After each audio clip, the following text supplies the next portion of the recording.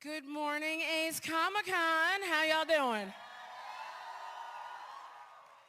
My name is Karama Horn. Some of you know me as the Blurred Girl. And I am really excited to be here. This is my very first Ace Comic-Con. I'm a newbie. But I'm not the only newbie here. My next guest, this is his first Ace Comic-Con as well. Everybody, welcome to the stage, the Black Knight, Jon Snow himself, kitHarrington!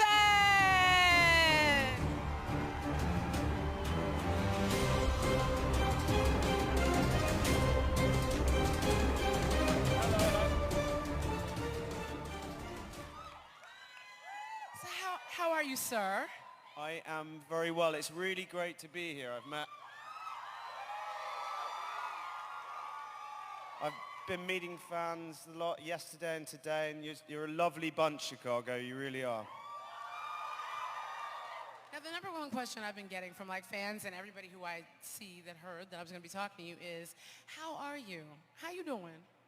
Yeah, I'm really good. Okay, good. Because you've been a little busy. Yeah, I've been busy. Well, actually, I've had a few weeks off. I've had a few months off. I had to decompress after Game of Thrones finished. It's such a sort of kind of seismic thing in someone's life, something like that. So I've had a few months of laying low in London, and it's been great. I've been really good. Okay, good. Because you look good. He looks good, right?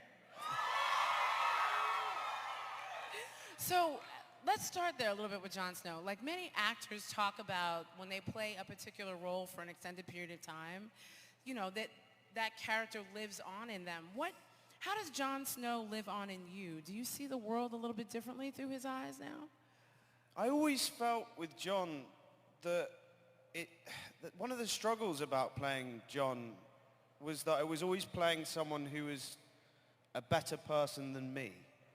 Aww. Do you know? No, I don't mean that as in, I just mean like he's good to his core. Like he's loyal, he's brave, he's honest, he's truthful to his very core. And I think that, you know, being alongside a character like that for 10 years of your life is intimidating somewhat. You're alongside someone who is the very essence of good and brave. So I can only hope that some of him sort of does live on in me, or that I learned something from him. I loved him. It's only now that I'm realizing I loved him dearly as a person, and I really enjoyed playing him. And I really, I think the thing for me when meeting fans or meeting people in the street is that Jon was a very beloved character, and because he was a good person. And he's one of the very few good people in the show. Yes. Yes, one of the few men that actually was not problematic. You're absolutely right. Yeah, whereas you know, some of my friends have it a lot harder, like Jack Gleeson, who played Joffrey, or done so well. Poor thing, can't walk down the street. or Alfie playing Theon. It's harder for them because people have a different relationship to their character, whereas I got it very easy because people kind of followed Jon. They liked him, I think. Now, one of the things that I found funny was that HBO would not let you take Longclaw, which was a travesty. But did you take something else instead? Selfish HBO, I like to call them. 10 years of my life. That's what I'm saying. One little sword. One little sword. I mean, I dropped so many hints over the years. Like from season 1, I was like, I'd like to keep this sword. And season 8, I'm like, I'd like to keep this sword. It's like, I'm leaving with the sword. I'm leaving, you still haven't given me my sword. Yeah, no, I didn't get the sword. So now I'm having to call the armorer and I'm getting my own exact replica made. Oh, wonderful. Yeah. And you should bill HBO. Say again. You should bill HBO. I'm going to bill HBO. I'm going to sue them. Did you take anything else from the set? The only thing I took, which kind of seems quite pathetic now, but it was a kind of snatch and grab job. Like, they took my costume off me so quickly that was a weird moment. Like, it was the final down set, and I was weeping, I was blubbing. And then they were just stripping me of the costume, and I was like, I feel like you're ripping the character away. That's terrible. So the one thing I managed to grab was his gloves and a van braces, the little bits that go round the gloves. And that was it. So like now I have this image of you just running down the hall with bracelets and underwear. Yeah. Like trying to run back to your trailer as quickly as possible. Yeah. I got a life-size statue of Jon Snow as well from one of there was like a promo where we all come across our statues of ourselves in the crypt. And they asked me, Maisie and Sophie if we wanted them, and I was the only one who said yes. And so you keep that now where, in the bedroom? It's in my garden shed. Oh, it's in the garden. Yeah. Now, we also know that you're a Harry Potter fan, a bit of a Harry Potter fan. I'm just going to put it out there. I am the biggest Harry Potter fan there is. And Gryffindor, because what else would you be? So I've asked myself this a lot, because I would like to be Slytherin. Really? Yeah, I don't would. see it in you. No, I would, but I you. think I am a Gryffindor. I've thought very deeply about it, and I just think, yeah, that's my house. You're a Gryffindor. I'm a Gryffindor. Sorry, I'm claiming it. Yeah. We have some Slytherin people in the house. Now, what's your favorite book of the series or movie? Like, because the movie was an adaptation, so. It's a good question. I think be either Prisoner of Azkaban. Yeah, because it got dark. It suddenly took a dark turn, and it turned into like grown-up Harry Potter. Or, I mean, Goblet of Fire is brilliant. That's, you know, I love them all, but Deathly Hallows, those three. But probably Goblet of Fire. Now, what house would you sort John into? He's got Hufflepuff. I knew he was going to say that. That's awesome. Now, something that I saw was that we know you love photography. And we saw you taking some amazing, well, it seemed like amazing pictures on set. Are we going to see any of those pictures? Are you going to publish them in a book? I mean, I'm thinking you have a few people that are interested in picking that up. I wish I'd taken more, actually. Liam Cunningham, who played Davos, he took some amazing photos during his time, which I'm sure he will do something with. But no, I didn't take enough. I'm also very it's one of those things, it's an interest of mine that I keep it mine. You know, I love taking photos. I think it's a brilliant thing.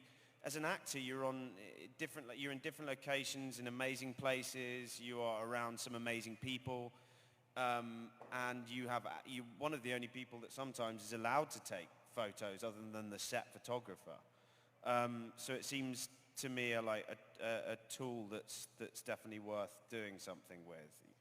Does it help with your acting as well? Like being able to see what the lens sees? Has that helped with your... I don't think it helps for acting, but I do... I love... what I've always loved is composition, you know, and I think that the more I think about it, the more I'd like to try and direct something. I'd like to try and do, just start with a short or something. But I'm more interested in it from that perspective, from a directorial perspective. I have an idea for your first film. That's when John goes back and gets his sword. Yeah. Yeah. Puts his clothes back on and gets his sword. I thought about doing like a really sort of dark comedy about Jon Snow just in real life. Just like loads of little shorts of me not being able to let go of the character, like going and doing the shopping or something. You know what, speaking of comedy, we heard you're a bit of a practical joker. What is the craziest practical joke that you've ever pulled?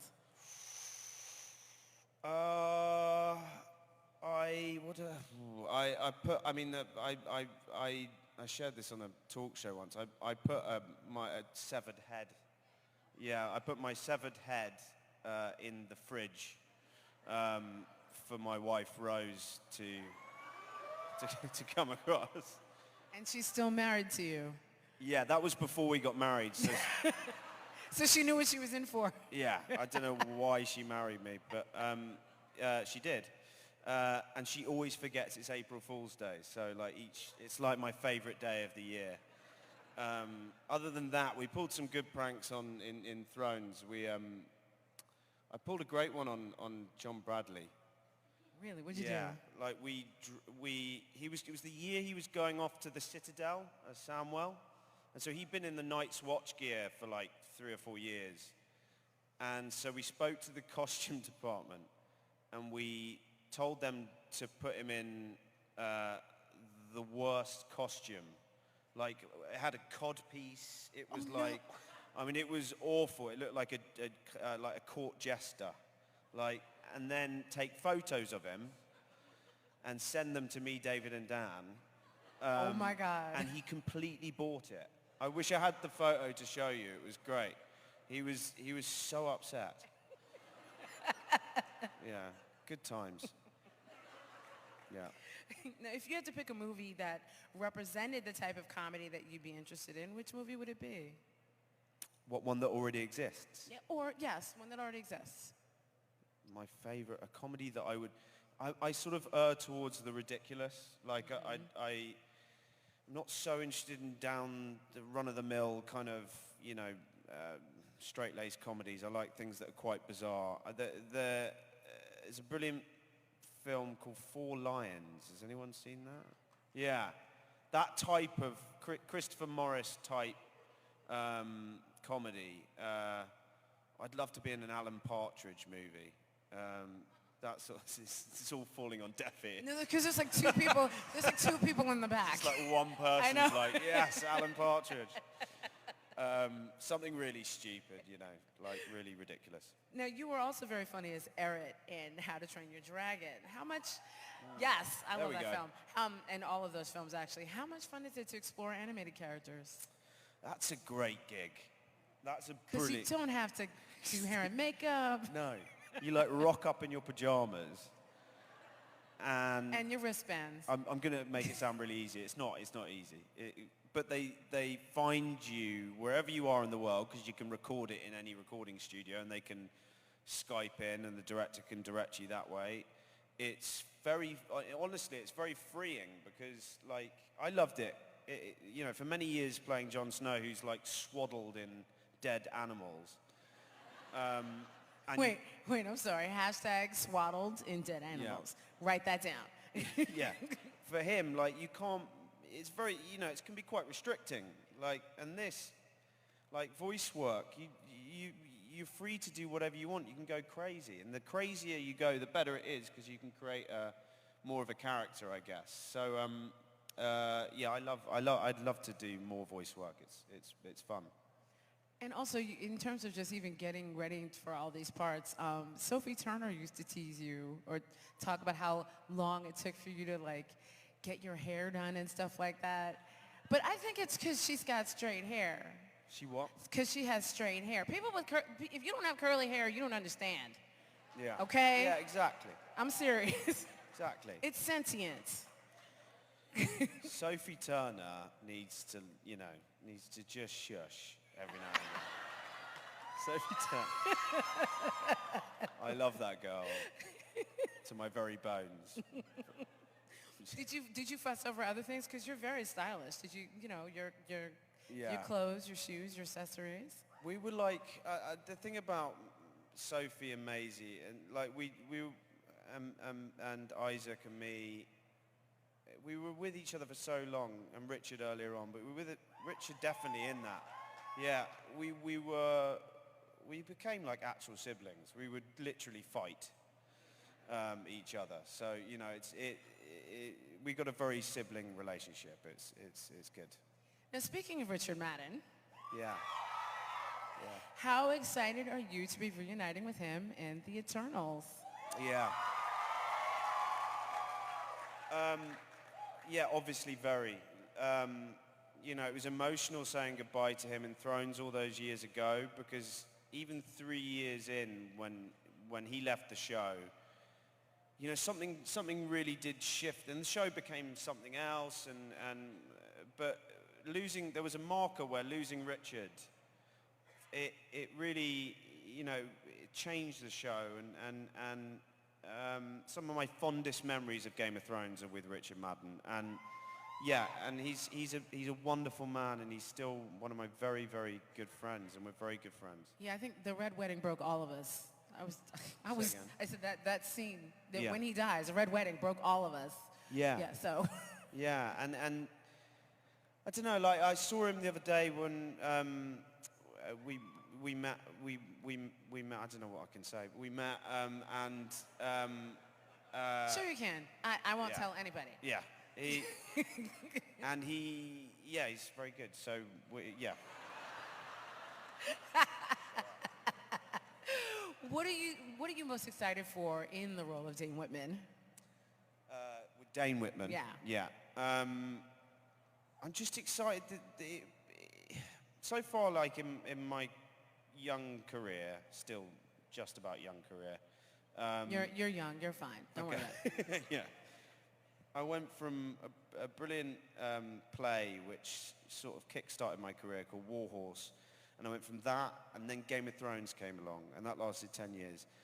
And then, just as I said no to War Horse, Game of Thrones came along. As Game of Thrones finished, Marvel came along. And so really what I'm excited about is getting involved in a new world, in a new universe, something that coming here, I can see just how passionate people are about this world. And it's the first time I've met people on that level of talking to them about Marvel. And I'm just thrilled, It's a whole new chapter and a whole new character to start thinking about. And one that, without saying too much at all, on the surface, can look a little bit like Jon Snow in who he is in the comics, but actually, I think there's a lot to be done that's different. Or the sword, or the flying winged animal? Yeah. You've mastered the Game of Thrones fans, but are you really ready for the MCU? See that? All day, every day. When you go to the grocery store, everything. Yeah, I hope so. I'm really looking forward to it. I'm ready for it for sure, yeah. Now, if you get to do more Marvel movies, and I'm not going to quiz you on which ones, but who would you cast besides Richard? Who would you cast with you, and what role would they play? If you could pick any Marvel character. Oh, I don't know. No, I don't know. I'm not going to go into it. So I'm going to switch over now to some fan questions. Yeah. And I just have to say, you have some of the most amazing fans. Like when I put out on Twitter that I was like asking for questions, everybody, not only did I get a bunch of amazing questions, but I also had other people that were like, no, you're not going to ask her that. Ignore that question. You're now going to go to this one. Okay. So they self-regulated. It was pretty amazing. Brilliant. Yes. So first question comes from Best of Kit H. So I'm assuming they're a fan. Now, I feel like we kind of sort of answered this, but I'm going to put this together.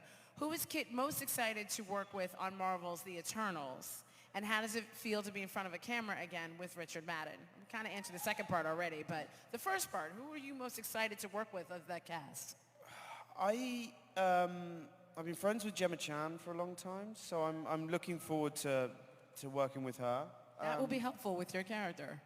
Say again? So that will be helpful with your character. Yeah. Well, yeah, I can't, yeah. God. Yeah, I'm not even going to go into this. Richard Madden. I tried, guys, I tried. TWD Super Sons Uni. Y'all need some shorter handles. What was his favorite scene to film with Emilia Clarke? My favorite one with Emilia, I think was, because it was so, we had obviously known each other for a long time, but lived in completely separate worlds in this universe that we were in. And what was really exciting was that very first scene where John walks into the Dragonstone throne room and sees her for the first time. And this isn't a world where you have Facebook and Twitter and Instagram. Like, he's never seen this woman before, Daenerys, but he's heard about her, the Dragon Queen. And for us, for me and Amelia, it was really exciting because we'd been friends for 6 years and seen each other's work, but never got to meet. And so there was a lot of hype that day on set. It was really, and I thought it was a beautiful scene. It was a beautifully written scene, weighted scene, you know, that they're testing the water with each other. Instantly you can see that there's some attraction, but they, you know, they've got their own agenda. I loved that scene. I loved doing that scene with them. Well, we did too. Great. That was amazing. Jackie Talk Nerdy asks, please ask him if he has any plans to open an Instagram account. We need you to get on social media, honey. Come on. No. He's like, I'm joining the MCU. Are you crazy? Yeah. No. Absolutely not. Flossie Rambles asks, Kit is rather a popular choice among fans to play James Potter or Sirius Black in a Marauders prequel to Harry Potter. Should the opportunity arise, would he take it, and which role would he prefer, James or Sirius? I'm asking him. Snape. Whoa, I wasn't ready for that. Wow. Wait, why Snape? Snape's the best character ever. But he's like, Snape's, the storyline of Snape, Severus Snape is the most tragic, wonderful, brilliant. He's a character you hate and then end up loving. Like, he's just phenomenal. I don't think I'm right for him, so I'll play Sirius, but whoever gets to play Snape, that's a great character. I think we're all going to try and vote for you to get Snape. And so we have a mission. He needs to play Snape. We need to get Longclaw. There's a mission happening after this. Yeah. This next one, Kit Harrington BR. This is a Brazilian fan. I have panic syndrome and depression. This is getting better, I promise. Kit has helped me and inspired me every day. I want to know who inspires him and why. It's really thoughtful. Well, that's a lovely thing to hear. Rose. Aww. Yeah. My wife, Rose, inspires me every day. Does it help being married to somebody in the business because they get the ins and outs of it? Does that help? It does and it doesn't. I mean, it's a tricky, you know, if you're filming, both of you, you're away a lot. So it does, in that you understand that you have to be away a lot, but it's hard if both of you are working. And one of our last fan questions, Vedant123. Out of a huge show like Thrones, and now going into another huge franchise like the MCU, what is he most excited of, and what is he dreading the most?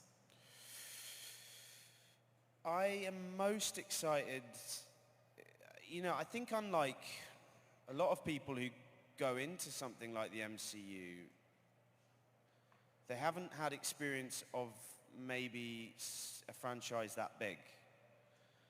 I've lived with Thrones for 10 years. I know a big franchise and something that's created a world and has a huge fan base.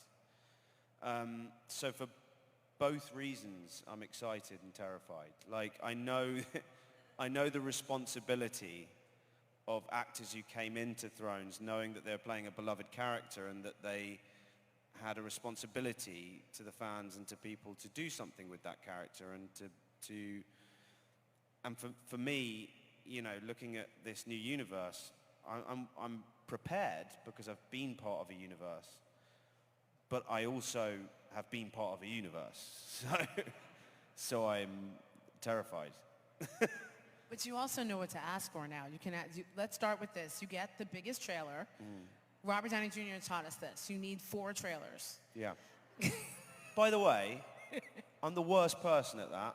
Really? Yeah, for 6 years on Thrones, was owed a star trailer, and I didn't think to ask why everyone else was getting them. and I wasn't. So for 6 years, I was in like a shoebox of a trailer as one of the leading cast of Game of Thrones. Okay, Kit, you're doing it wrong. Yeah, I know.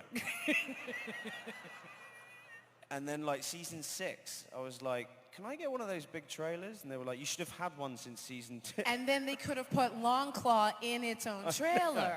Yeah. It's everyone else leaving with, you know, things from the set, and I don't get anything, you know. Poor me. Well, we are so happy that you came and hung out with us. And your fans are so amazing. Do you have one last thing to say to them before we wrap up? Do you know what? I've loved being here. I've met a lot of you over this weekend, and you're a fantastic bunch, and you're so sweet and so lovely, and it's been a real pleasure and honor meeting you all. So thank you for coming, and thank you for showing support. All right, now you guys know how this works, right? We're going to stand up and take a picture. And we can take the mics.